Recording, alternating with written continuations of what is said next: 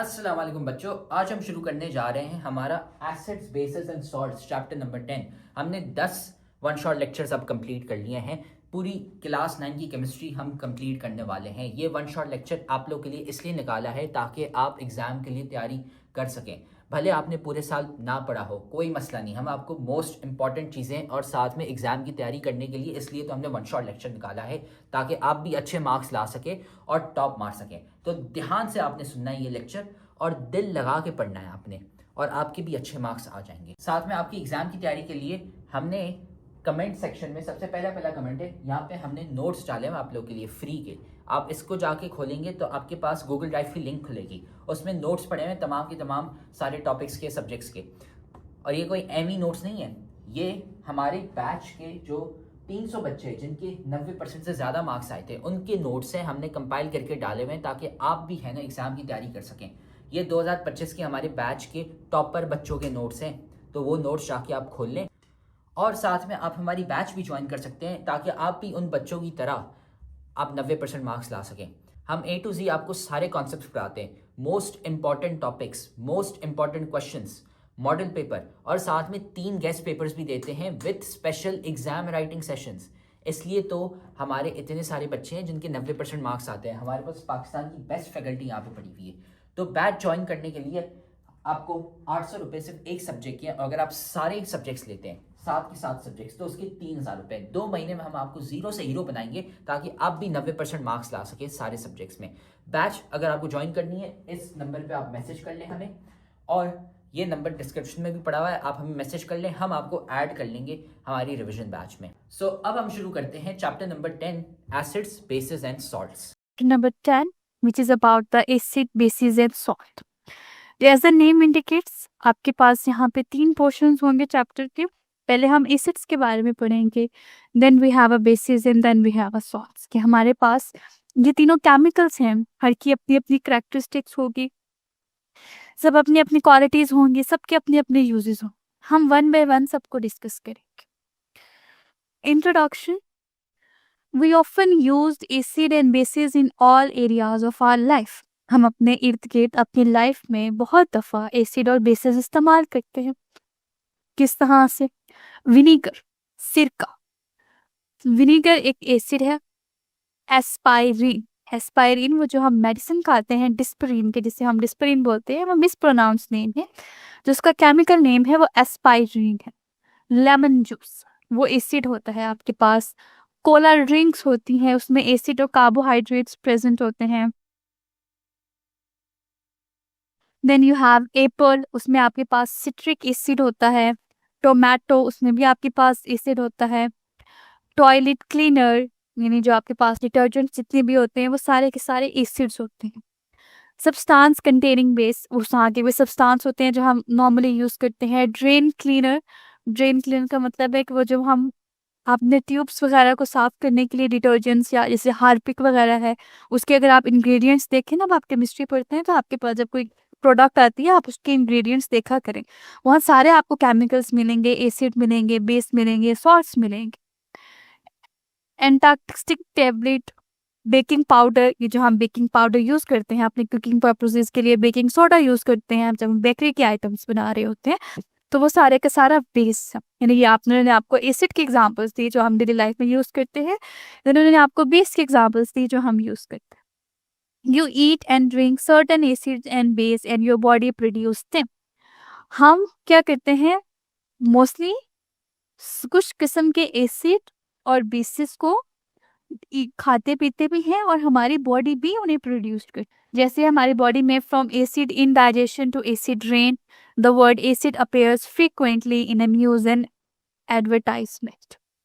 आपने अक्सर सुना होगा, हम कहते हैं कि हमारे स्टमक में एसिडिटी हो गई है, या आप जब आपका दिल घबरा रहा हो या आपने कुछ अनहेल्दी खा लिया हो तो आपके स्टमक में क्या होती है, एसिडिटी हो जाती है। आपने ये वर्ड सुना होगा, या इवन एडवर्टाइजमेंट्स में भी वो कहते हैं कि अपनी अगर किसी अपने गैविसन सिरप है वो स्टमक की एसिडिटी को कम करता है। सो वो बेसिकली वहाँ पे वो जो एसिडिटी क्या होते हैं कि हमारे जो बॉडी के अंदर एसिड्स होते हैं, हमारे स्टमक के अंदर एसिड्स होते हैं जो फूड की डाइजेशन में हेल्प करते हैं। वो जब हम फूड कुछ इस तरह से खा लेते हैं तो वो एसिड भी अनबैलेंस हो जाता है एसिड जब अनबैलेंस होता है तो वो हमारे स्टमक में हम कह लें कि एसिडिटी हो जाना। एसिड रेन का क्या होता है कि हमारे पास बहुत सारे केमिकल्स इन्वायरमेंट में प्रेजेंट होते हैं।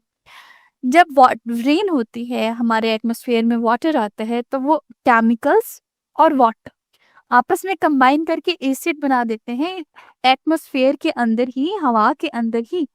और जब वो जो एसिड रेन है हमारे नीचे प्लांट्स के ऊपर, एनिमल्स पे, और हमारे पास आपके पास क्रॉप्स पे आती है, तो वो उन्हें डैमेज कर देती है क्योंकि एसिड बहुत हाईली क्रूसिव होता है। This chapter will help you understand which substances are acid and which are bases. ये चैप्टर आपको हेल्प करेगा, ये बताएगा कि कौन सा सब्सटेंस आपके पास एसिड है और कौन सा बेस है। हाउ दे आर क्लासिफाइड, आप उन्हें किस तरह से क्लासिफाई करोगे। हम एसिड एंड बेसिस की क्लासिफिकेशन को पढ़ते हैं। What happen when an acid and base react, acid और बेस अगर दोनों ही आपस में रिएक्ट करेंगे तो क्या होगा। Why do we use lemon juice on fish, हम फिश के साथ लेमन जूस क्यों यूज करते हैं। In this chapter we will learn about the chemistry of acids and bases. इस चैप्टर में आप एसिड्स एंड बेसिस की केमिस्ट्री के बारे में पढ़ोगे। This will help you better understand this important classes of compound. तो ये आपको जो आपके बहुत ज़्यादा इंपॉर्टेंट क्लास है कंपाउंड्स की, एसिड एंड बेस, उसको हेल्प करने में हेल्प करेगा। What do you mean by the pH of a solution like acid rain? pH क्या है, हम pH के बारे में पढ़ेंगे। pH अगर मैं आपको थोड़ा सा इसका हिंट दूँ तो जो pH है वो एसिड और बेस बताती है। यानी अगर आपके पास कोई चीज़ पड़ी है सामने और मैं आपको कहूँगी एसिड और बेस में से, अब जाहिर बात है आप ना तो उसको टेस्ट करोगे, ना ही आप उसे स्मेल करोगे, ना ही आप उसे टच करोगे। आपको कैसे पता लगेगा कि जो आपके सामने है वो एसिड और बेस है। हम उसकी pH को टेस्ट करें, उसकी जो pH लेवल है वो आपको बताएगा कि वो एसिड है या बेस है। इस तरह से आपका करेंगे। Acids are widely used in the manufacture of fertiliser in the food industry. Acids को आप फर्टिलाइजर्स की मैन्युफैक्चरिंग के लिए और साथ फूड इंडस्ट्री में भी यूज करते हो। The first one is the concept of acid and base.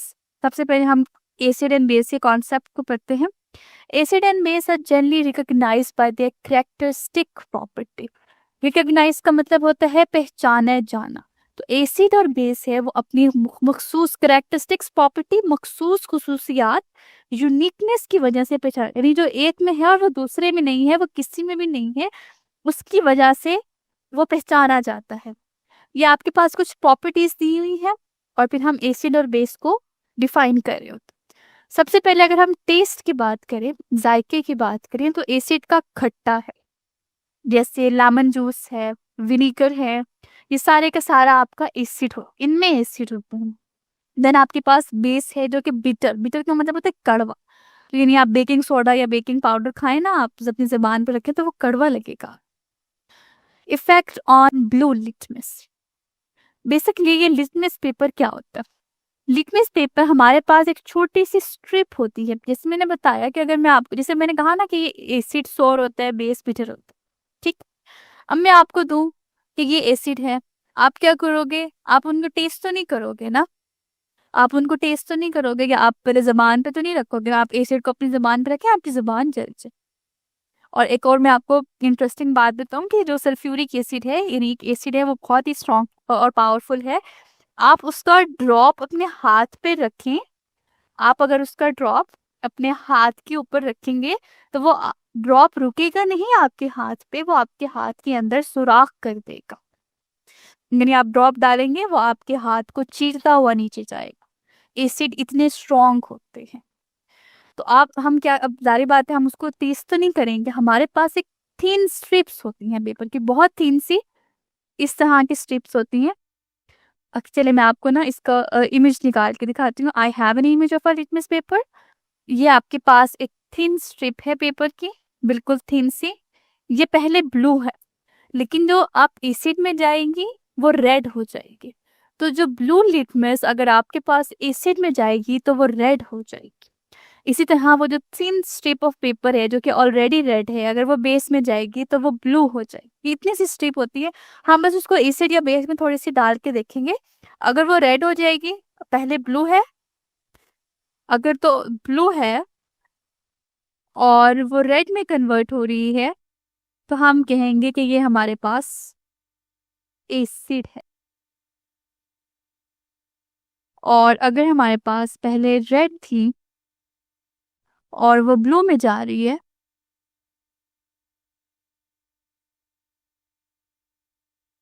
और वो ब्लू में जा रही है, तो हम कहेंगे कि वो बेस।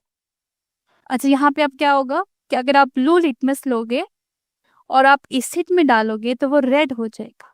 अब आपका क्वेश्चन होगा कि उस ब्लू लिटमस को अगर आप बेस में डालोगे, यही ब्लू लिटमस अगर आपके पास कोई इफेक्ट ना दे तो वो क्या है?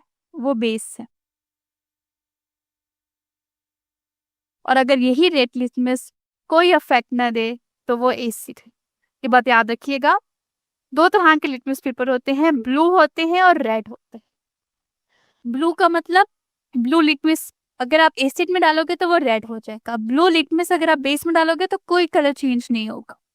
रेड लिटमस अगर आप एसिड में डालोगे तो कोई कलर चेंज नहीं होगा, और अगर बेस में डालोगे तो वो ब्लू हो जाएगा। अफेक्ट ऑन स्किन, जैसे मैंने पहले बताया, वो क्रोसिव होता है। क्रोसिव का मतलब होता है बहुत हार्ड होता है, चीर फाड़ देने वाला होता है आपके पास। दोनों का क्रोसिव इफेक्ट है। इलेक्ट्रिकल कंडक्टिविटी, कि क्या ये इलेक्ट्रिकल कंडक्ट कर सकते हैं? तो हमारे पास जो एक्वस सोल्यूशन होते हैं इलेक्ट्रिसिटी को कंडक्ट करते हैं। दोनों की एक्वस सोल्यूशन का मतलब है कि आप एसिड को वाटर में डिसॉल्व करोगे, बेस को वाटर में डिसॉल्व करोगे, और देन फिर आप जो है वो इलेक्ट्रिसिटी पास करा के देखोगे कि पास होती है या नहीं होती। देन आपके पास नेक्स्ट चीज आती है, अब हम एसिड और बेस को डिटेल से पढ़ रहे हैं। हमारे पास Arrhenius concept of acid and bases, कि अब हमें ये तो पता लग गया, हम डेली बेस पे यूज भी करते हैं, हम देखते भी हैं कि हमारे पास एसिड है, ये बेस है, ये दोनों अलग अलग चीजें हैं।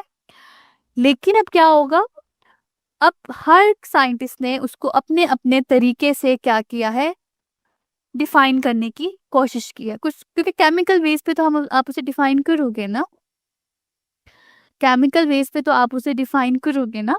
तो डिफरेंट साइंटिस्ट आए, उन्होंने डिफरेंट तरह से एसिड एंड बेस को डिफाइन किया।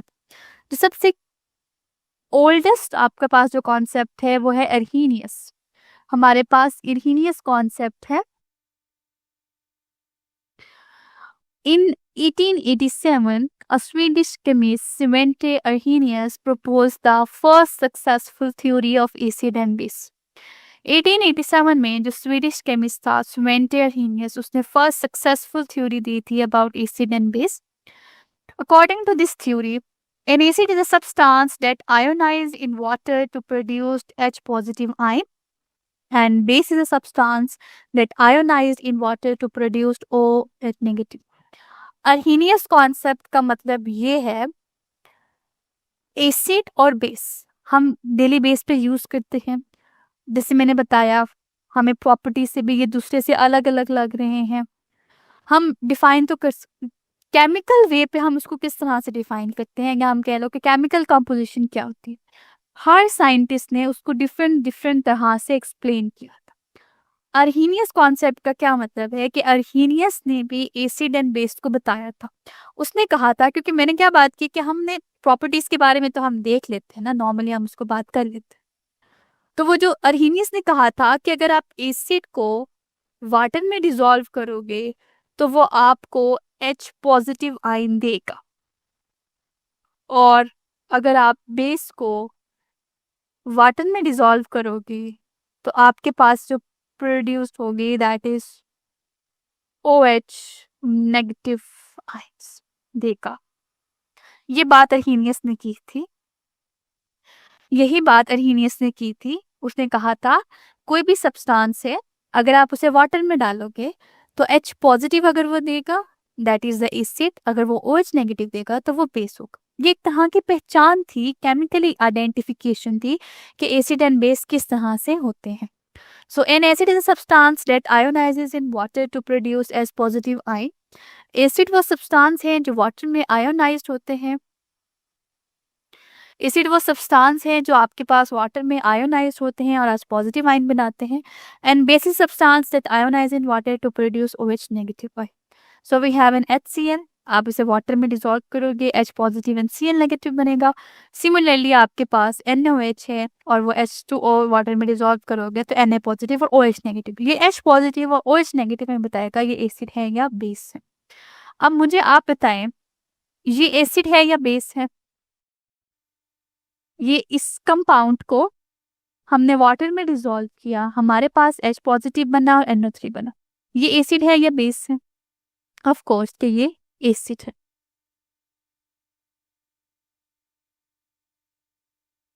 ये हमारे पास फर्स्ट वन एसिड है।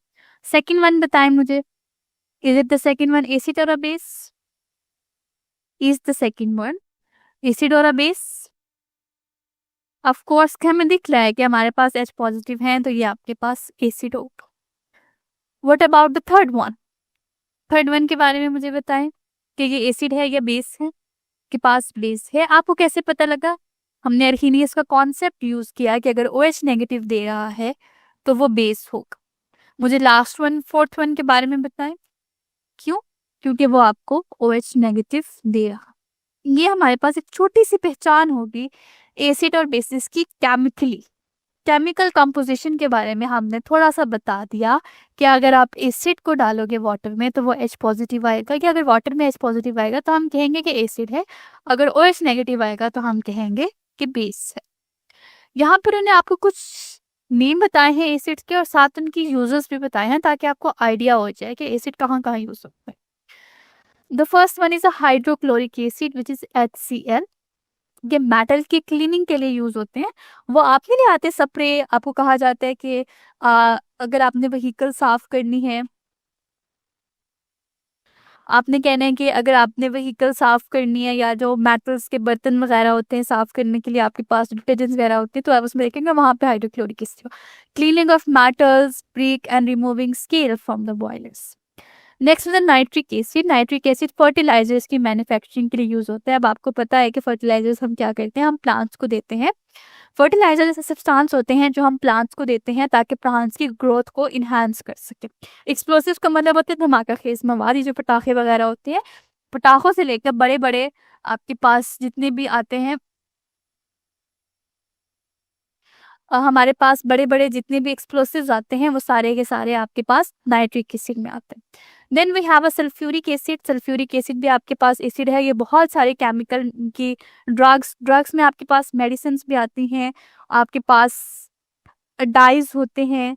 देन यू हैव आप डाइज का मतलब है जो कलर कंपाउंड्स होते हैं, पेंट्स होते हैं आपके पास, एंड सेकेंडली आपके पास एक्सप्लोसिव्स होते हैं। सेकेंडली आपके पास फास्फोरिक एसिड है। सिमिलरली जो फास्फोरिक एसिड है वो आपकी फर्टिलाइजर्स की मैन्युफैक्चरिंग के लिए यूज होता है, एंड एसिडुलेंट ऑफ फूड, और फूड के अंदर जो एसिडिक पार्ट है उसके लिए यूज होता है। सेकेंडली उन्होंने आपको कुछ बेसिस के बारे में बताया है। The first one is sodium hydroxide that you have NaOH। Sodium hydroxide का जो मेजर काम है वो सोप के बारे में है। आपके पास सोप मेकिंग है, आपके पास कोई भी आप किसी भी कंपनी का सोप ले लें या फेस वॉश ले लें, वो आपको क्या कहेगा, उसमें आपके पास सोडियम हाइड्रोक्साइड होगी या ड्रेन क्लीनर्स के साथ। नेक्स्ट हमारे पास पोटाशियम हाइड्रोक्साइड होते हैं।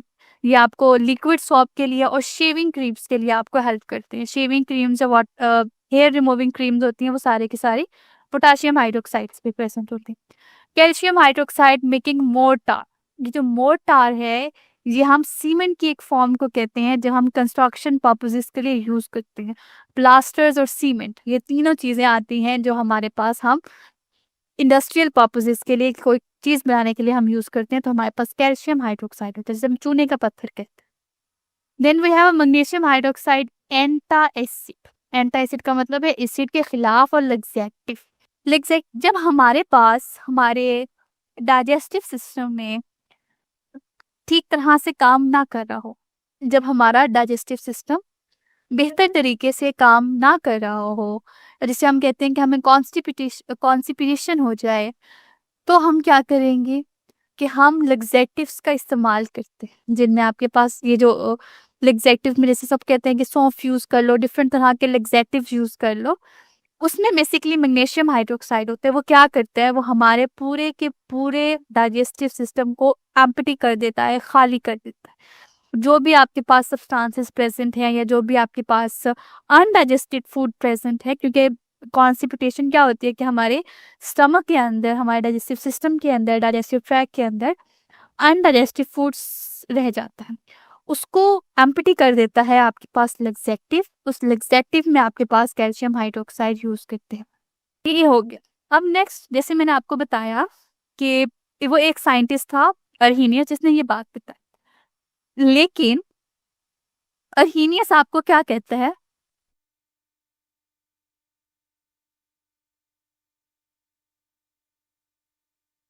अर्हीनियस का जब हम अर्हीनियस की बेस पे एसिड या बेस को स्टडी करते हैं तो हम क्या देखते हैं कि हमने उसको वाटर के अंदर ही डिसॉल्व कर दिया, लेकिन हम उसका वाटर के बाहर भी तो देखें ना, तो ये आती है अर्हीनियस की लिमिटेशन। ये आती है अर्हीनियस की लिमिटेशन। क्यों? The Arrhenius theory has its limitation. Arrhenius की भी अपनी लिमिटेशन का मतलब होता है कुछ नुक्स थे। This applies to the aqueous solution. ये तभी आएगा जब आपके पास एक्वस सोल्यूशन है।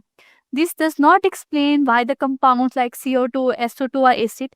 अब आपके पास जो कार्बन डाइऑक्साइड है वो भी एसिड है, सल्फर डाइऑक्साइड भी एसिड है, लेकिन जब हम इसे वाटर में डालेंगे ये तो H पॉजिटिव प्रोड्यूस नहीं करेंगे। NH3 भी तो हमारे पास बेस है, तो हमारे पास NH3 तो आपके पास कोई हाइड्रोक्सिल आयन प्रोड्यूस नहीं करेगा, ये भी तो आपके पास बेस है। कि हमारे पास क्या है कि कार्बन डाइऑक्साइड हमारे पास एसिड है, लेकिन ये अर्हीनियस के कॉन्सेप्ट पे पूरा नहीं उतरता। इसी तरह जो हमारे पास अमोनिया है वो हमारे पास बेस है, और ये भी अर्हीनियस के कॉन्सेप्ट पे पूरा नहीं उतरता कि ना ही हमें OH नेगेटिव आयन देता है और कार्बन डाइऑक्साइड भी आपको H पॉजिटिव आयन नहीं देता है। लेकिन फिर भी ये एसिड और बेसिस है, तो इसका मतलब कि हमें तो कुछ और चाहिए कि हम अपने एसिड और बेस को डिफाइन कर सकें। इन 1923 में J.N. Brønsted and T.M. लॉवरी 1923 में J.M. Brønsted and T.M. लॉवरी independently proposed another theory to overcome the shortcomings of Arrhenius theory। इन्होंने क्या किया था, एक थ्योरी दी थी एसिड और बेस को डिफाइन करने के लिए, जिसमें उन्होंने शॉर्ट कमीज यानी खामियों की बात की थी अर्हीनियस थ्योरी की। This theory is known as a Bronsted Lowry theory. इस थ्योरी को हम ब्रॉन्स्टेड-लॉवरी थ्योरी कहते हैं। According to this theory, an acid is a proton donor and base is a proton acceptor. Acid क्या है? प्रोटॉन देता है, और बेस क्या है? वो प्रोटॉन को लेता है। जैसे कि ये मेरे पास एक एसिड है, ये क्या करेगा? अपना एक प्रोटॉन दे देगा, प्रोटॉन को हम H पॉजिटिव कहते हैं, और जिसको ये देगा यानी ये वाटर का मॉलिक्यूल है या हमारे पास वाटर है, तो ये उसमें से ले लेगा और हम ये आयन बना देगा। तो ये आपके पास एसिड होगा जो कि प्रोटॉन दे रहा होगा, और ये आपके पास बेस होगा जो कि प्रोटॉन ले रहा होगा। सो acid is a proton donor and base is a proton acceptor. ये आपके पास एग्जांपल आ गई। पहले ये पढ़ लेते, फिर हम ये क्वेश्चंस करेंगे तो आपको आ जाएगा। Where does OH negative come from when ionizing base is ammonia? And Arrhenius theory is not sufficient to answer this question। कि अमोनिया के केस के अंदर, जैसे मैंने बताया कि अमोनिया के केस में हमारे पास हाइड्रोक्सिल आयन कहाँ से आता है हमें नहीं पता, तो उसको हमारे पास जो अर्हीनियस थ्योरी है वो इस बात का जवाब आपको नहीं देती है। But the Bronsted-Lowry theory explain how ammonia act as a base in water। ये ब्रॉन्स्टेड थ्योरी आपको बताते हैं कि ये जो अमोनिया है ये बेस कैसे है। क्यों? क्योंकि ब्रॉन्स थ्योरी ने आपको कहा था कि ये प्रोटॉन एक्सेप्टर है। अमोनिया हमारे पास प्रोटॉन एक्सेप्टर है, अमोनिया प्रोटॉन को एक्सेप्ट करेगा और वहां पे अमोनियम आयन बन जाएगा, इसीलिए हम कहते हैं कि अमोनिया बेस्ड है। But the Bronsted theory explain how ammonia act as a base in water। Ammonia is a gas at room temperature। Ammonia room temperature पे आपके पास एक गैस है। When it is dissolved in water, the following reaction occur। जब आप ammonia को dissolve करोगे water के अंदर,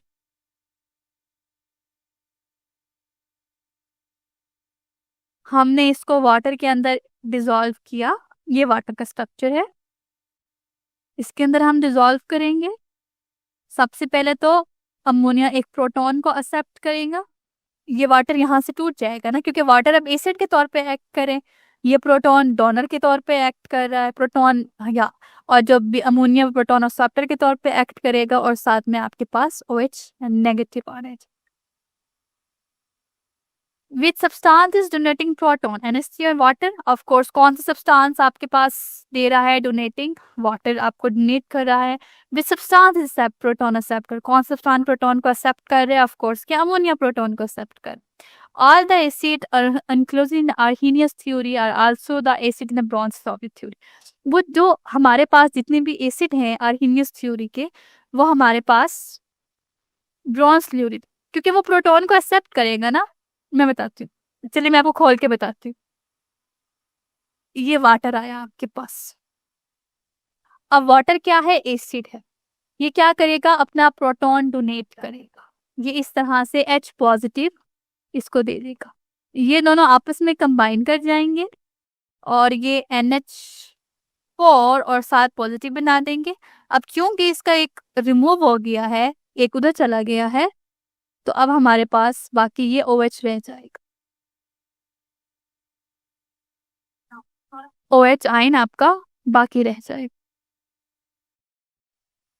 ठीक है। इस तरह से NH4 पॉजिटिव आपके पास बन जाए। और मैं आपको एक और भी बात बताती हूँ, हमारे पास ये ऑक्सीजन है, ऑक्सीजन ने क्या किया हुआ है? दोनों हाइड्रोजन को आपस में लिया हुआ है, ठीक। एक को तो हमने रिमूव करा दिया, अब हाइड्रोजन क्या करेगा? दूसरे ऑक्सीजन के ऊपर, जो ऑक्सीजन है उसका दूसरे हाइड्रोजन के ऊपर जो बॉन्ड है वो स्ट्रॉन्ग हो जाएगा। दूसरे हाइड्रोजन के ऊपर जो उसका बॉन्ड है वो स्ट्रॉन्ग हो जाएगा। तो पहला तो एक हाइड्रोजन तो उससे लेना तो आसान था, दूसरा हाइड्रोजन लेना मुश्किल है, क्योंकि अब उसका फुल फोकस उस हाइड्रोजन पे। तो इस ये भी रीजन होती है कि दोबारा दूसरा हाइड्रोजन नहीं दे पाता, एक ही हाइड्रोक्सिल आयन आएगा।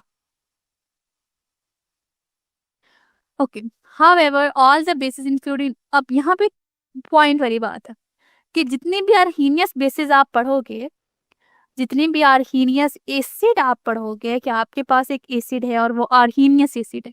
आर्हीनियस एसिड का क्या मतलब होगा? कि वो वाटर में जाके H पॉजिटिव आयन देगा। जैसे मैंने आपको कल एक बात बताई थी, अगर आपको याद हो तो मैंने कल आपको एक बात बताई थी कि सबसे पहले मैंने आपको कहा था कि एक विनीगर है, जो मैंने कहा कि हम जो विनीगर इस्तेमाल करते हैं, सिरका इस्तेमाल करते हैं घरों में फूड आइटम्स के अंदर, वो एक एसिड होता है बेसिकली। और साथ मैंने आपको एक और भी बात की थी कि एक एसिड है हमारे पास जो कि सल्फ्यूरिक एसिड है, और वो बहुत पावरफुल है। वो इतना पावरफुल है कि अगर आप उसका एक ड्रॉप अपने हाथ में डालोगे तो वो आपके हाथ को चीरता हुआ चला जाएगा, उसमें सुराख कर देगा। वो आपके हाथ पे ठहरेगा नहीं, एक सेकंड के लिए भी वो आपके हाथ पे नहीं ठहरेगा, वो आपके हाथ को लाइक चीरता हुआ नीचे जाएगा, इतना स्ट्रॉन्ग। तो ऑफ कोर्स के सारे एसिड एक जैसे नहीं है, इससे हमें क्या पता लगा कि हमारे पास जो सारे एसिड्स हैं वो एक जैसे नहीं है। कुछ एसिड बहुत ज़्यादा स्ट्रॉन्ग है और जो कुछ एसिड हैं वो इतने स्ट्रॉन्ग नहीं है। तो यहाँ पे उसी बात आगे हम स्ट्रेंथ पे बात करें कि हमारे जो एसिड हैं उनकी क्या स्ट्रेंथ है, या हमें कैसे पता लगेगा कि एक एसिड की क्या स्ट्रेंथ होगी। आइए हम देख लेते हैं। All acid and base do not ionize in an aqueous solution to the same degree. तमाम एसिड और जो बेस हैं वो एक्वस सोल्यूशन के अंदर आयोनाइज नहीं होते सेम डिग्री के लिए। सेम डिग्री का मतलब है एक जितने, कुछ बहुत ज्यादा आयोनाइज हो जाएंगे, कुछ थोड़े से कम आयोनाइज हो जाएंगे। All acid and the bases do not ionize in an aqueous solution to the same degree. जितने भी एसिड और बेस हैं वो कि सेम डिग्री में आयोनाइज नहीं होते। जो ज्यादा आयोनाइज हो जाएंगे वो ज्यादा स्ट्रॉन्ग होंगे, जो कम आयोनाइज होंगे वो कम स्ट्रॉन्ग होंगे। Therefore they have a different strength. इसी वजह से हम कहते हैं कि उनकी स्ट्रेंथ डिफरेंट है, उनकी ताकत डिफरेंट। We have a हम सबसे पहले एसिड और बेस पे बारी बारी बात करेंगे। सबसे पहले हमारे पास एसिड्स हैं। An acid that ionizes completely in an aqueous solution, वो एसिड जो एक्वस सोल्यूशन के अंदर यानी वाटर के अंदर कंप्लीटली आयोनाइज्ड हो जाए, that is called as strong acid, उसे आप स्ट्रॉन्ग एसिड कहोगे। इसमें आपके पास HCl हाइड्रोक्लोरिक एसिड आते हैं, HNO3 जिसे आप नाइट्रिक एसिड बोलते हो, एंड यू हैव H2SO4 जिसे आप सल्फ्यूरिक एसिड बोलते हो. They are strong acid. They ionised 100%, यानी कंप्लीटली आयोनाइज्ड होते हैं वो एक्वस सॉल्यूशन के अंदर. All the molecules of the strong acid ionised in water. Strong acid के जितने भी मॉलिक्यूल्स होते हैं वो वाटर में आयोनाइज्ड हो जाते हैं. ये आपके पास ये तीनों एग्जांपल्स हैं. HCl है तो वाटर के अंदर H पॉजिटिव और Cl नेगेटिव में कन्वर्ट होगा. HNO3 है, नाइट्रिक एसिड है तो वाटर H पॉजिटिव और NO3 में कन्वर्ट होगा. Then we have N H2SO4, वो H पॉजिटिव और SO4 नेगेटिव में कन्वर्ट होगा. Acid that do not ionise completely in an aqueous solution, वो एसिड जो कि कंप्लीटली आयोनाइज नहीं करते अपने एक्वस सॉल्यूशन में, यानी वो इसी फॉर्म में रहना पसंद करते हैं, इस H पॉजिटिव और नेगेटिव की फॉर्म में नहीं जाते हैं, उन्हें हम वीक एसिड कहते हैं. Fewer molecules of weak acid ionise in water. Weak acid के जो कुछ मॉलिक्यूल्स होते हैं वो आयोनाइज हो जाते हैं. आयोनाइज तो वो होंगे ना जो कि इस बात को रिप्रेजेंट करेंगे कि वो एसिड है. कितने होंगे, क्या वो सब हो रही है, क्या वो बहुत ज्यादा पॉजिटिव दे रहे हैं या वो कम दे रहे हैं, that is a different thing. For example ethanoic acid, acetic acid जिसे हम which is found in a vinegar, जो कि आपको सिरके में मिलेगा, ionised up to 5% in water, जो कि वाटर के अंदर सिर्फ 5% ही अवेलेबल है. So ethanoic acid is a weak acid. हमारे पास जो एथेनोइक एसिड है वो वीक एसिड है. ये एथेनोइक एसिड का फॉर्मूला देन वो H पॉजिटिव और CO नेगेटिव में कन्वर्ट हो जाएगा. ये होगी एसिड की. अब हम बेस की बात कर लेते हैं. Acid also do not ionise to the same degree of extract.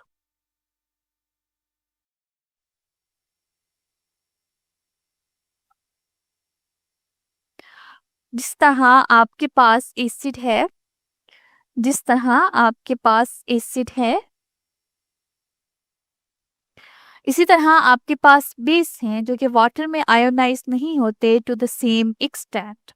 A base that ionized completely, a base that ionizes completely उसे और 100% in an aqueous solution, वो सब्सटेंस जो कि लाइक वो बेसिस जो वाटर के अंदर अपने एक्वस सॉल्यूशन के अंदर 100% आयोनाइज हो जाती हैं, so we will call it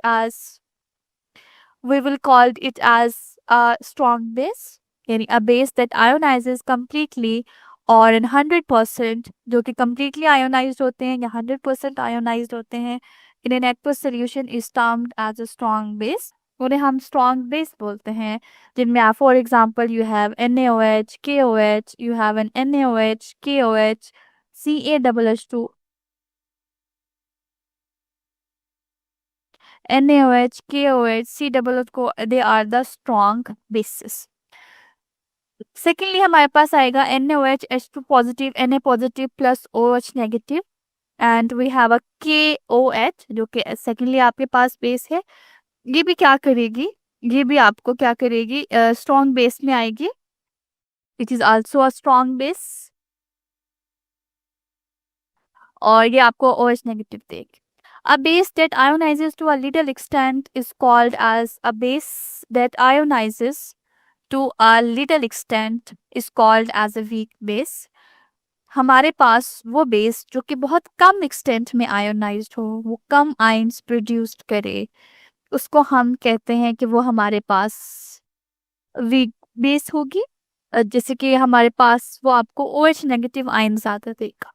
NH3 ions are the weak bases, ammonia आपके पास वीक बेसिस होगा. एक और टर्म आपके पास आती है अल्कली. जैसे मैंने आपको बताया था कि डिफरेंट तरह के आपके पास बेसिस होते हैं, डिफरेंट तरह के आपके पास बेसिस होते हैं. तो वो जो बेस जो वाटर में सॉल्युबल होती है उसे हम अल्कली कहते हैं. हर बेस वाटर में सॉल्युबल नहीं होती है, जो वाटर में सॉल्युबल होगी उसे हम अल्कली बोलते हैं. This means that all the bases are not alkalis. इसका मतलब है कि तमाम बेसिस आपके पास अल्कली नहीं है, लेकिन ऑफ कोर्स के अल्कली बेस ही है ओके आपके पास, which is an alkali. KOH and NOH दोनों ही आपके पास अल्कली है. Many bases do not dissolve in water, बहुत सारे बेसिस वाटर में डिजॉल्व नहीं है, for example the copper hydroxide, aluminium hydroxide, ferric hydroxide, sorry, इनमें OH नेगेटिव हैं, ये आपको OH नेगेटिव आयंस देते हैं, बट ये वाटर के अंदर डिसॉल्व नहीं होते. All the hydroxides are bases and only water soluble bases are alkalis. Many household items like soap, detergent, shampoos, toothpaste contain alkali. ये आपने डिफरेंस याद रखना है कि वो बेसेस जो वाटर में डिसॉल्व हो जाती हैं वो आपके पास अल्कली कहलाती हैं, और वो बेसेस जो वाटर में डिसॉल्व नहीं होती वो अल्कली वो अल्कली नहीं कहलाती, लेकिन स्टिल वो बेस होती हैं. मुझे बताएं, would you understand that? Strong acid, जैसे मैंने बताया, strong acid, okay now I am answering your questions. Strong acid इसलिए स्ट्रॉन्ग एसिड है कि वो H पॉजिटिव देता है. ये एक मॉलिक्यूल के अंदर जो उसकी बॉन्डिंग होती है वो उस पर डिपेंड कर रहा होता है. हमारे पास हमने 2 ही एग्जाम्पल पढ़ी ना, HCH3, CH3, C double bond H. मैंने कहा कि H पॉजिटिव देगा जिस मॉलिक्यूल के अंदर अपनी बॉन्डिंग वीक होगी, यानी इसका मतलब है कि HCl की अपनी बॉन्डिंग वीक है, तभी वो H पॉजिटिव बहुत आराम से रिलीज कर रहा है. सिमिलरली हमारे पास जो CH3COH है, इसकी अपनी बॉन्डिंग बहुत स्ट्रॉन्ग है, जिसे हमने देखा कि कुछ चीजें बहुत मजबूत होती हैं, वो हमारी बहुत आसानी से नहीं टूटती हैं. कुछ चीजें बहुत वीक होती हैं, वो बहुत आसानी से टूट जाती हैं. HCl है वो बहुत, अब हमने एसिड के लिहाज से क्या देखा है कि जो हमें ज्यादा H पॉजिटिव देगा.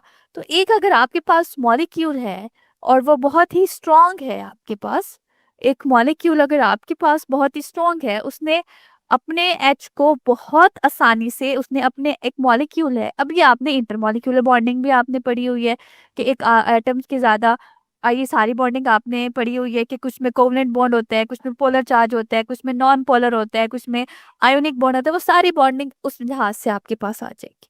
आप देखोगे कि क्या उसकी अंदर की बॉन्डिंग बहुत स्ट्रॉन्ग है. अगर तो वो बहुत स्ट्रॉन्ग है तो वो अपने सारे एटम्स बहुत जोड़ के रखते हैं. तो अगर आपने उसमें से H पॉजिटिव निकालना है तो वो मुश्किल से निकालोगे, तो वो वीक एसिड होगा बनिस्बत ऐसे कंपाउंड के जिनमें आपके पास जो इतनी ज्यादा बॉन्डिंग नहीं है, इतने स्ट्रॉन्ग वो मॉलिक्यूल नहीं है, वो बहुत आसानी से, अगर आपने H लेना है तो बहुत आसानी से आप ले लोगे. सेम इज द केस आपका बेस के साथ भी होगा, जो आपको बहुत आसानी से, जिनकी अपनी मॉलिक्यूलर बॉन्डिंग इतनी स्ट्रॉन्ग नहीं होगी, इंटरमॉलिक्यूलर फोर्सेस इतनी स्ट्रॉन्ग नहीं होंगी, वो बहुत आसानी से आपको अपना H पॉजिटिव दे देंगे. लेकिन जो आपस में बहुत अच्छा बॉन्ड बनाया होगा वो आपको H पॉजिटिव नहीं देगा. तो ये उसकी अपनी बॉन्डिंग पर डिपेंड करता है, और बॉन्डिंग वाला चैप्टर आप पढ़ के आ चुके हो. आपके पास डिफरेंट तरह की बॉन्डिंग है और हर एटम में, हर मॉलिक्यूल में वो अप्लाई. सेकंड क्वेश्चन जो आपका था वो ये था कि कंप्लीटली आयोनाइज्ड होगा, और आपके पास फिर डबल एरो. डबल एरो और आयोनाइजेशन अलग अलग चीजें, जैसे मैं आपको बताती हूँ. हमारे पास जो इक्विलिब्रियम, फॉर एग्जांपल, मेरा कहने का मतलब है, जस्ट फॉर इमेजिन, आप इमेजिन कर लो, ये आपके पास स्ट्रॉन्ग है और ये वीक है. ये आपके पास स्ट्रॉन्ग बेस है जैसे कि बुक में मेंशन है, और ये वीक बेस है. इसका मतलब क्या है? इसका मतलब ये है कि अगर मैं 100 मॉलिक्यूल्स ले रही हूँ अमोनियम हाइड्रोक्साइड के, तो 100 मॉलिक्यूल इस रिएक्शन में पार्टिसिपेट करेंगे. 100 नहीं तो एटलीस्ट 90 मॉलिक्यूल इस रिएक्शन में पार्टिसिपेट करेंगे. जब वो इस रिएक्शन में पार्टिसिपेट करेंगे तो वो आयोनाइज्ड होंगे, और 100 ही, यानी 90 इतने आयंस बनेंगे, 90 इतने आयंस बनेंगे, फिर वो दोबारा करेंगे, तो वो इक्विलिब्रियम 90 के दरमियान होगा.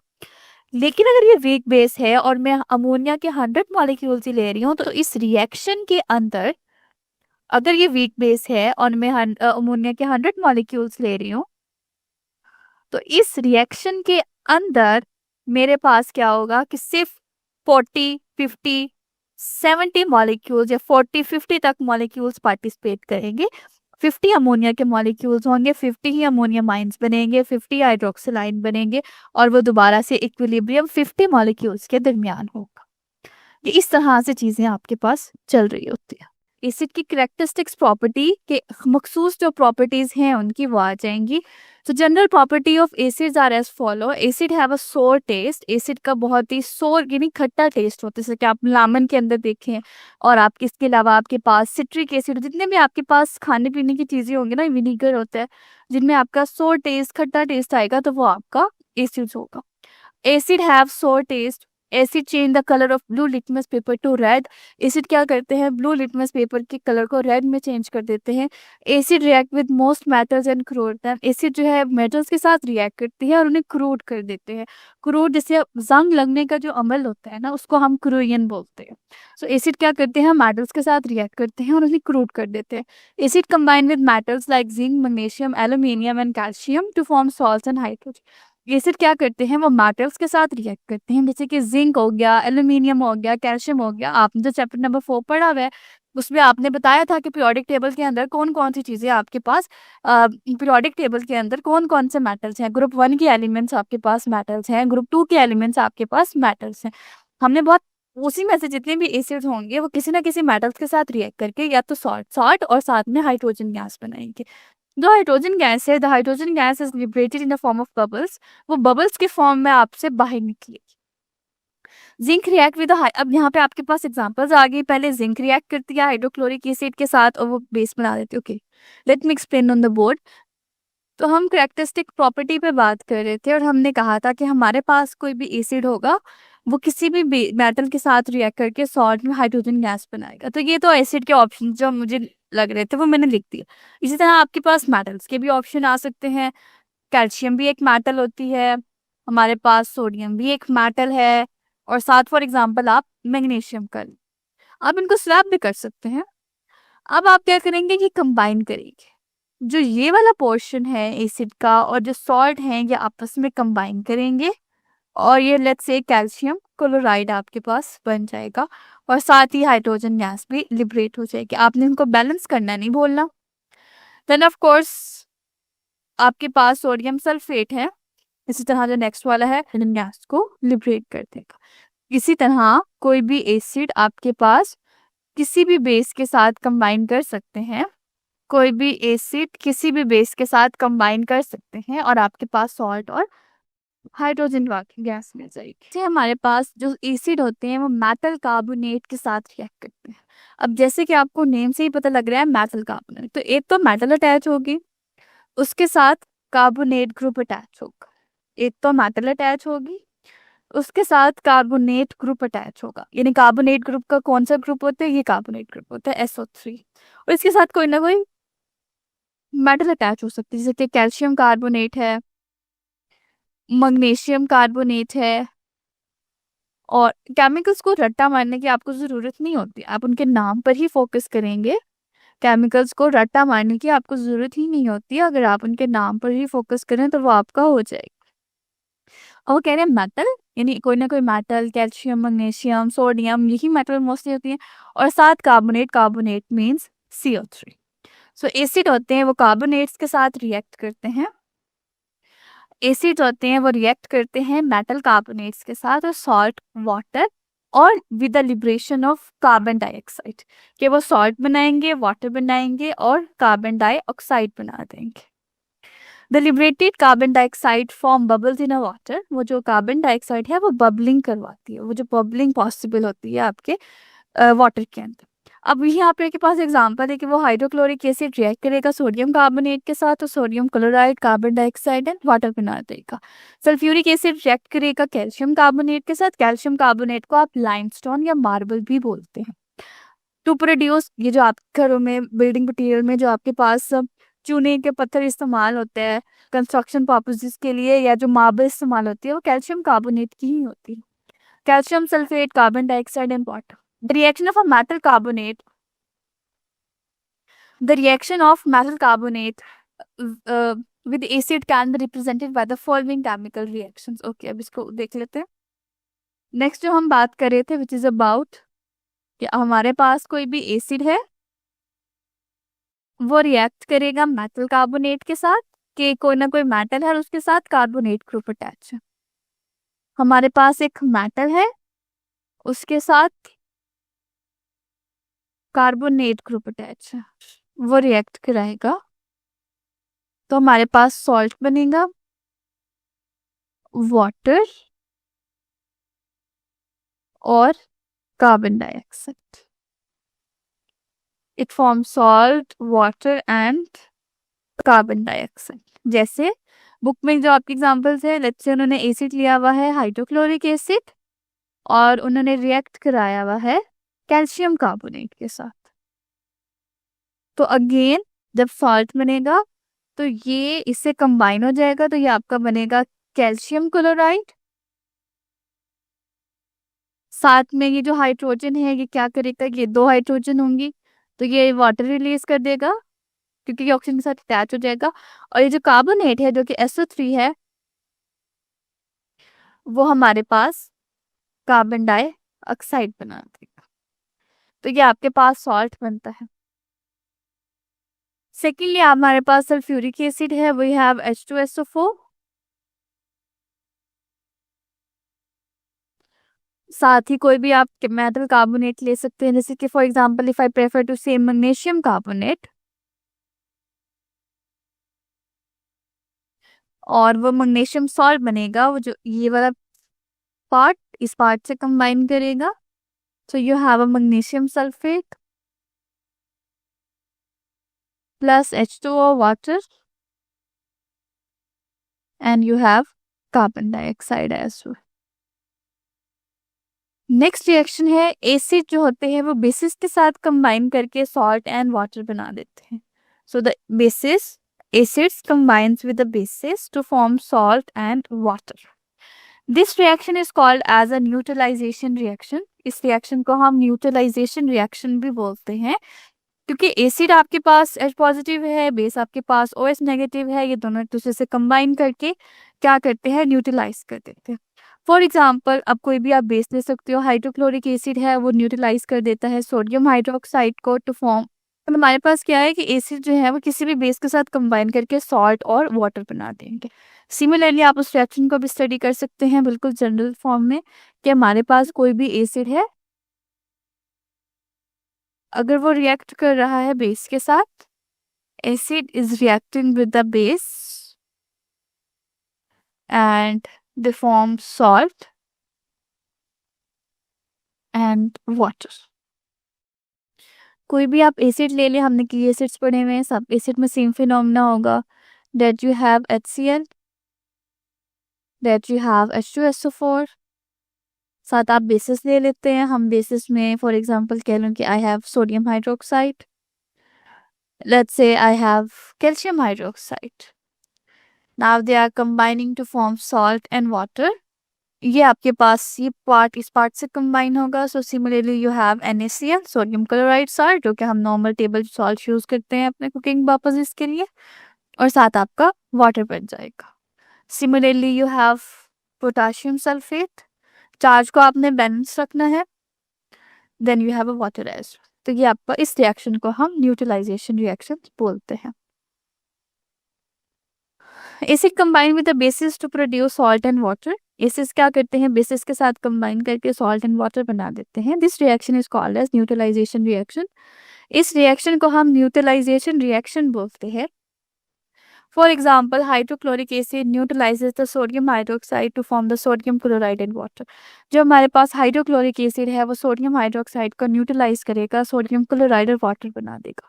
सिमिलरली जब हमारे पास सल्फ्यूरिक एसिड है वो कंबाइन करता है पोटाशियम हाइड्रोक्साइड के साथ और बना देता है potassium sulphate and water. Neutralization reaction can be represented by the general formula कि हमारे पास एसिड बेसिस के साथ कंबाइन करके सॉल्ट एंड वाटर बना देता है। So we have an HCl, sodium hydroxide, it will combine into form sodium chloride and water. Then we have a sulfuric acid, it combines with an KOH and they form K2SO4 and water. Acid rain is slightly acidic due to dissolved carbon dioxide. जो हमारे पास normal rain होती है वो acidic nature होती है। क्यों? क्योंकि हमारे पास कार्बन डाइऑक्साइड आपके इन्वायरमेंट में मौजूद। अब कार्बन डाइऑक्साइड कहाँ से आती है? ऑफ कोर्स ह्यूमन एक्टिविटीज की वजह से आपके पास इन्वायरमेंट में कार्बन डाइऑक्साइड की ज़्यादा अमाउंट होती है। So normal rain is slightly acidic due to dissolve carbon dioxide. As a result of human activity many oxide enters the atmosphere. Human activity की वजह से बहुत सारे ऑक्साइड्स क्या करते हैं, एटमॉस्फेयर के अंदर चले जाते हैं। वो जो ऑक्साइड्स होते हैं, वो जो रेन होती है, रेन वाटर होते हैं, उस वाटर के साथ कंबाइन करते हैं और आपके पास एसिड्स बना देते हैं, which makes rain water more acidic, जिसकी वजह से जो रेन वाटर है वो ज़्यादा एसिडिक हो जाती है, which falls as an acid rain. और फिर वो जब आती है तो वो ऑफ कोर्स एसिडिक नेचर होती है, तो हम उसे एसिडिक रेन बोलते हैं। Acid rain contain dissolve nitric acid and sulphuric acid. Acid rain में आपके पास डिजॉल्व नाइट्रिक और सल्फ्यूरिक एसिड होता है। Due to the corrosive nature of acid, acid rain can be damage structures. Cross acid of course कि उसमें acids होते हैं तो वो आपकी बिल्डिंग्स को, आपके स्ट्रक्चर को, आपके स्टेटिस को, जिसमें मेटल्स होती हैं, मेटल कार्बोनेट्स होती हैं, उसमें आप कर सकते हो। या आप मुझसे पूछ रहे थे ना कि कोई नॉर्मल एग्जांपल बताएं जिससे हमें इस बात की समझ आ जाए, तो ये वाला जो रिएक्शन है, आप अगर सर्च करोगे तो जो ताजमहल है वो मेटल से या मार्बल से मिलकर बना हुआ है। तो जो हमारी क्या करते हैं कि हमारे पास जो जो बिल्डिंग्स होती हैं, मैंने बताया ना कि हम कैल्शियम कार्बोनेट को बिल्डिंग पर्पसेस के लिए बनाने में इस्तेमाल कर रहे होते हैं। तो वो जब हमारे पास बिल्डिंग पर्पसेस के लिए कैल्शियम कार्बोनेट आती है और उसके बाद जब एसिड रेन आ रही होती है, तो ये रिएक्शन करके सॉल्ट, वाटर और कार्बन, अब वाटर और कार्बन डाइऑक्साइड तो इन्वायरमेंट में चले जाएंगे और सॉल्ट तो आहिस्ता आहिस्ता नीचे गिरते रहेंगे। तो इसी वजह से जो हमारी बिल्डिंग्स हैं वो ख़राब हो रही हैं और साथ ही कमज़ोर हो रही हैं। दोबारा मैं बता दूं कि जब हम बिल्डिंग्स को इस्तेमाल करते हैं, ऑफ कोर्स जिसकी सबसे फेमस एग्जांपल है वो ताजमहल की है। ताजमहल सारा वाइट है और उसमें कैल्शियम कार्बोनेट का मार्बल लगा हुआ है। जब हमारे पास एसिड रेन आती है तो वो उस कैल्शियम मेटल कार्बोनेट के साथ, एसिड के साथ रिएक्ट करके सॉल्ट, वाटर और कार्बन डाइऑक्साइड बना देती है। वाटर और सॉल्ट तो, कार्बन डाइऑक्साइड और वाटर तो एनवायरनमेंट में चला जाता है और सॉल्ट भी हमारे पास रह जाती है। सॉल्ट का अब क्या ही मैस है, ये जो सॉल्ट है वो कितना ही स्ट्रॉन्गनेस प्रोवाइड कर सकते हैं। तो आहिस्ता आहिस्ता हमारा जो ताजमहल है वो ख़राब होता जा रहा है और इवन हमारी दूसरी बिल्डिंग्स भी वो भी ख़राब होती जा रही है। जो नेक्स्ट है हमारे पास, that is the characteristics property of a base, कि हमने अब तक प्रॉपर्टीज पढ़ी हैं वो एसिड्स की हैं।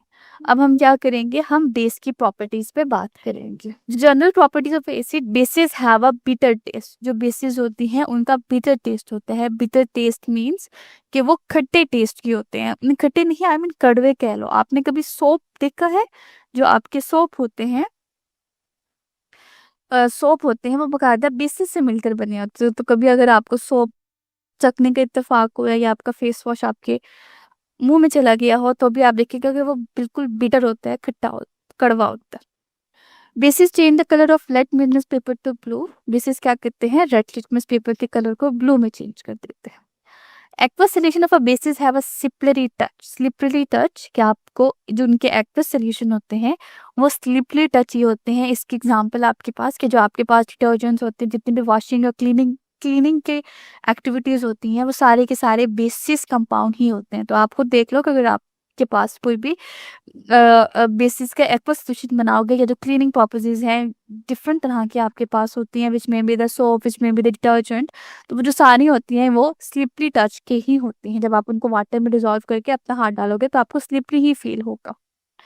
नेक्स्ट वही न्यूट्रलाइजेशन वाला रिएक्शन जो हमने एसिड में पढ़ा था, वो आप बेस में ही पढ़ोगे कि जो बेसिस होती हैं वो एसिड को न्यूट्रलाइज कर देती हैं, सॉल्ट और वाटर बना देती हैं।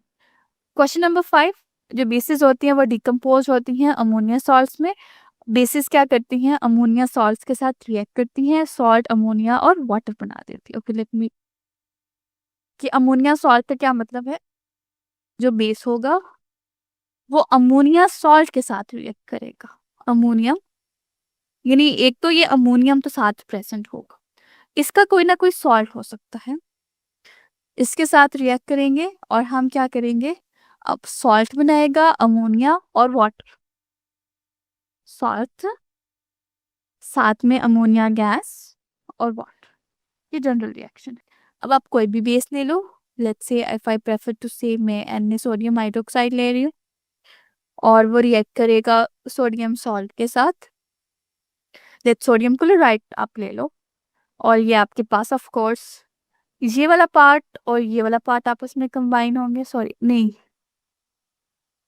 सॉरी, ये और ये पार्ट आपस में कंबाइन होंगे। So we have NaCl। जो ये वाली है ये NH4 है ना, तो ये अमोनिया बन के इवॉल्व हो जाएगी NH3। अमोनिया बन के इवॉल्व हो जाएगी और जो हाइड्रोजन है ये इसको दे देगी और हमारे पास एक वाटर बन जाएगा। इस तरह से ये रिएक्शन कैरी आउट होगा।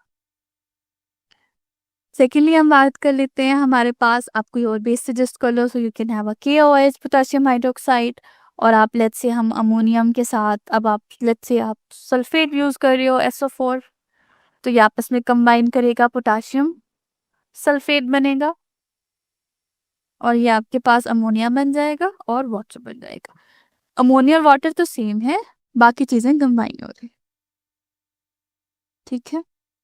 ऑक्साइड्स और हाइड्रो ऑक्साइड्स के बारे में, oxide as the name indicate आपके साथ ऑक्सीजन अटैच है, और हाइड्रो ऑक्साइड का मतलब है कि हाइड्रोजन और उसके साथ ऑक्सीजन अटैच है। ये कंपाउंड्स आपके पास आ जाते हैं। Bases and hydroxides of the metal consist of oxides and hydroxides of the metal. Metallic oxide, अब जैसे कि नाम आपको रिप्रेजेंट करे, एक तो मेटल, मेटल में कौन से ग्रुप 1 के एलिमेंट, ग्रुप 2 के एलिमेंट, ग्रुप 3 के एलिमेंट्स आपके पास मेटल्स हैं। तो ये जो मेटल्स है और उनके साथ ऑक्साइड्स हैं, दे आर द कंपाउंड्स, ये वो कंपाउंड्स हैं डेट आर फॉर्म, जो कि बनते हैं by the reaction of metals with oxygen. कि आप कोई भी मेटल ले लो, जैसे कि आप सोडियम यहाँ पे मेंशन है, मैग्नीशियम मेंशन है, लेट्स से कि मैं कैल्शियम ले लेती हूँ, और मैं कैल्शियम का कोई भी मेटल का आप ऑक्सीजन के साथ रिएक्ट करवाते हो, एटमॉस्फेरिक ऑक्सीजन के साथ, तो आपके पास जो कंपाउंड बनता है that is the metallic oxide. हम क्या कर रहे हैं, हम मेटल्स को रिएक्ट करवा रहे हैं ऑक्सीजन के साथ, so we are reacting metals with the oxygen. हम मेटल्स को ऑक्सीजन के साथ रिएक्ट करवा रहे हैं और मेटल और ऑक्सीजन कंबाइन करके एक कंपाउंड बना रहे हैं जिन्हें हम मेटल ऑक्साइड कह रहे हैं। यहाँ पे उन्हें सोडियम और मैग्नीशियम की एग्जांपल दी है। For example the sodium reacts with oxygen to form a sodium oxide. Sodium क्या करेगा, ऑक्सीजन के साथ रिएक्ट करके सोडियम ऑक्साइड बना देगा। Similarly the magnesium reacts with, और इग्निशन, इग्निशन का मतलब होता है जलना, तो they are ignition in air burns producing the magnesium oxide. आपको मैं एक मजे की बात बताऊं, जो हम एक्सप्लोसिव यूज करते हैं, जो हम पटाखे यूज करते हैं, वो सारे यही होते हैं। हमारे पास वो जो मैग्नीशियम या जो सोडियम के ही कंपाउंड्स होते हैं, और जब आप उसे हवा में डालते हो, यानी जब वो ऑक्सीजन के साथ रिएक्ट करते हैं, तो वो मेटालिक ऑक्साइड बनाते हैं और वो बर्न होती है, इग्निशन होती है। When metal oxide dissolve, अब आगे हमने मेटल ऑक्साइड बना लिया, अब हम इन मेटल ऑक्साइड्स को वाटर में डिसॉल्व करेंगे, resulting in cation, metal cation. जब आप इसको मेटल में डिसॉल्व करोगे तो आपके पास मेटल केटाइंस बनेंगे और ऑक्साइड आयंस बनेंगे एक्वस सॉल्यूशन में, because oxide ions are unstable. जो नॉर्मली आप बच्चे यूज करते हैं, जलाने वाले पटाखे, बर्निंग कोई भी सब्सटेंस होते हैं, एक्सप्लोसिव्स होते हैं, because oxides ions are unstable in water. जो हमारे पास ऑक्साइड्स के आयंस हैं वो वाटर में अनस्टेबल होते हैं, and they immediately accept proton from the water molecule and become hydroxide ion. वो जो ऑक्साइड के आयन है, ये जब आप फॉर एग्जांपल इसमें डालोगे, let me explain it on the board, कि आपके पास मेटल्स होंगे, वो मेटल ऑक्सीजन के साथ रिएक्ट करेगी, जिनमें आपके पास सोडियम है, मैग्नीशियम है, ये सारे के सारे ऑक्सीजन के साथ रिएक्ट करेंगे और ये ऑक्साइड्स बनाएंगे। आपके पास कैल्शियम ऑक्साइड, सोडियम ऑक्साइड और मैग्नीशियम ऑक्साइड बन जाएंगे। उसके बाद क्या होगा, आप इसे क्या करोगे, वाटर के अंदर डिसॉल्व करोगे। Water means you have H positive ions. तो ये जो ऑक्साइड्स हैं बेसिकली, ये आपस में ब्रेक डाउन हो जाएंगे। ये जो ऑक्साइड्स हैं ये आपस में ब्रेक डाउन हो जाएंगे, ये वाला कंपाउंड और ये जो ऑक्सीजन वाला कंपाउंड है, ये आपस में मिलकर हाइड्रो ऑक्साइड्स बना देंगे। ये इस तरह से कंबाइन हो जाएंगे। इसमें भी आपके पास H2O वाटर है, तो ये जो इस तरह का स्ट्रक्चर होगा, यहाँ पे ये सोडियम हाइड्रोक्साइड आ जाएगा, और यहाँ पे भी आपके पास मैग्नीशियम हाइड्रोक्साइड आ जाएगा। पहले आपके पास मेटल्स हैं। First of all you have a metals, metals आपके पास ऑक्सीजन के साथ रिएक्ट करके ऑक्साइड्स बनाएंगे। तो ये जो आपके पास कंपाउंड है they are called as metallic oxide. Metallic oxide जब वाटर के साथ रिएक्ट करेंगे तो वो जो ऑक्सीजन है वो आगे जाके यहाँ पे ये आपको कहलाएगा मेटल हाइड्रोक्साइड। जो ये कंपाउंड है ये आपके पास है metallic hydroxide. These are the metallic hydroxide. Okay so यहाँ पे ये आपके पास मेटेलिक हाइड्रोक्साइड्स बन जाएंगे। अब बात क्या है कि ये जो मेटल ऑक्साइड्स होते हैं और जो मेटेलिक ऑक्साइड्स होते हैं ये बेसिक इन नेचर होते हैं। बेसिक इन नेचर का क्या मतलब है कि ये एज एन बेस की प्रॉपर्टी के तौर पे रिएक्ट कर रहे होते हैं। एज एन बेस की प्रॉपर्टी के तौर पर रिएक्ट कर रही होती हैं। वो सारी प्रॉपर्टीज जो कि एक बेस की अंदर होती हैं वो इनके अंदर होती हैं। So most metal oxides and hydroxides are very basic in nature. They show the characteristics property of bases कि ये क्या करते हैं, जो आपके पास करेक्टरिस्टिक्स प्रॉपर्टी है बेसिस की वही शो करते हैं। However some metal oxides and hydroxide do not dissolve in water. कुछ मेटल के ऑक्साइड्स और हाइड्रोक्साइड वाटर में डिसॉल्व नहीं होते but they behave in chemical reaction like both acids and bases. तो metal oxide and hydroxides are called amphoteric. Amphoteric का मतलब होता है दोनों की जैसी प्रॉपर्टी शो करना। लेकिन एक तो एसिड हो गया एक तो बेस हो गया। एसिड और बेस दोनों की जो है प्रॉपर्टीज को शो करना। एक ऐसे कंपाउंड्स भी होते हैं जो कि सिचुएशन पर डिपेंड कर रहे होते हैं। ठीक है, हमारे पास 3 कैटेगरीज आती हैं। एक तो हमारे पास एसिड आ गया, दूसरी हमारे पास बेस आ गया, तीसरी एक ऐसी कैटेगरी भी केमिकल्स की होती है जो हमारे पास सिचुएशन पे हो रही होती है। आप उसको वो एसिड के तौर पे भी काम कर सकते हैं, वो बेस के तौर पे भी काम कर सकते हैं। तो ऐसे कंपाउंड को हम एम्फोटेरिक कहते हैं। तो एम्फोटेरिक ऑक्साइड एंड हाइड्रोक्साइड का क्या मतलब है, ऐसे ऑक्साइड और हाइड्रोक्साइड जो बेस की तरह भी शो करते हैं और एसिड की प्रॉपर्टीज भी शो करते हैं। उन्होंने आपको कुछ एग्जाम्पल दिया है, aluminium oxide, aluminium hydroxide, zinc oxide और जिंक हाइड्रोक्साइड। तो उम्मीद है अब आपको ये पूरा टॉपिक समझ आ गया होगा एंड इससे आपकी एग्जाम की तैयारी मुकम्मल हो गई है। वापसी कमेंट सेक्शन में हमने यहाँ पे फ्री के नोट्स डाले हुए हैं टॉपर बच्चों के, तो वो नोट्स जाके आप गूगल ड्राइव की लिंक से वसूल कर लें। और अब बात आती है एंड ऑफ चैप्टर क्वेश्चंस की। ये हम यूट्यूब पे नहीं कराते। ये आप देख रहे हैं हमारे इतने बच्चों के मार्क्स क्यों आए, वो इसलिए क्योंकि आपको कॉन्सेप्ट आता है लेकिन उसका जवाब नहीं लिखना आता, इसलिए बहुत सारे बच्चों के मार्क्स नहीं आते। शॉर्ट आंसर लॉन्ग आंसर के जवाब कैसे लिखते हैं, पेपर पे लिखते कैसे, पेपर अटेम्प्ट कैसे करते हैं। इसलिए तो हमारी रिवीजन बैच आई हुई है। रिवीजन बैच में हम आपको सिखाते हैं कि जवाब कैसे लिखते हैं, पेपर कैसे अटेम्प्ट करते हैं। ये कोई नहीं सिखाता आपको पूरे पाकिस्तान में। और साथ में हम आपको 3 गेस्ट पेपर देते हैं जिससे हमारा आधे से ज़्यादा 70% पेपर तो लग ही जाता है। तो इसलिए तो हमारे इतने सारे बच्चे हैं जिनके 90% से ज़्यादा मार्क्स आ जाते हैं। तो अगर आप हमारी रिवीजन बैच ज्वाइन करना चाहते हैं ताकि आपके भी 90% से ज़्यादा मार्क्स आएँ, तो आप ज्वाइन कर सकते हैं। पाकिस्तान की बेस्ट फैकल्टी है यहाँ पे। 800 रुपये आपने ये दे दिए, 2 महीने हम आपको A to Z सारी तैयारी करा लेंगे। और अगर आप सारे सब्जेक्ट्स के लेना चाहते हैं तो ये 3000 रुपये होंगे 7 सब्जेक्ट्स के। तो आप हमें इस व्हाट्सएप नंबर पे मैसेज कर लें, हम आपको रिवीजन बैच में ऐड कर लेंगे और आपको सिखाएंगे कि बोर्ड में टॉप कैसे करते हैं।